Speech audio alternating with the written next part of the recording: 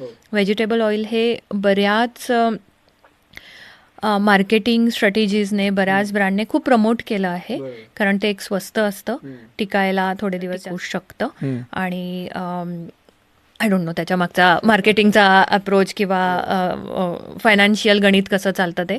पण vegetable oil ही एक category आहे जी कायम टाळली पाहिजे. बरं. कारण व्हेजिटेबल ऑइल म्हणजे 3 किंवा 4 प्रकारचे वेगवेगळे सीड्स ऑइल एकत्र केलेले असतात आणि कुठलंही तेल वापरताना त्याचा उष्मांक महत्त्वाचा असतो, त्याचा बॉइलिंग हो. पॉईंट किंवा हिटिंग पॉईंट खूप महत्त्वाचा असतो.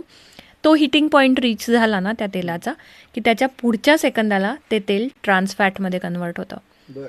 आणि ट्रान्सफॅट हा एक मोठा कल्प्रिट आहे सगळ्या मेटाबॉलिक डिसऑर्डर, सगळ्या इन्फ्लमेशनसाठी. काहीही गट हेल्थ बिघडत असेल तर ट्रान्सफॅट, इन्फ्लमेशन ही लिंक तुम्हाला कुठेतरी सापडतेच. बरं. जंक फूड जे आपण म्हणतो त्याच्यामध्ये पण ट्रान्सफॅटचं प्रमाण खूप असतं.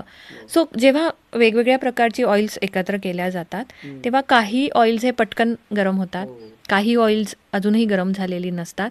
सो हा उष्मांकाचा खेळ कुठेतरी तो बिघडतो बरोबर. व्हेजिटेबल ऑइलमध्ये. आणि व्हेजिटेबल ऑइल जर तुम्ही तळण्यासाठी वापरत असाल किंवा खूप गरम करण्यासाठी वापरत असाल तर तुम्ही ट्रान्सफॅट कन्झ्युम करता आहे. Okay. Trans fat consumption is directly related to the cholesteremia, म्हणजे शरीरातलं नको असलेलं कोलेस्ट्रॉल हे तुमच्या आर्टरीजमध्ये डिपॉझिट होत जातं. पुढे जाऊन हृदयरोग, डायबिटीस किंवा अजूनही काही इम्युन कॉम्प्रोमाइज्ड डिसीजचं कारण घडू शकतं.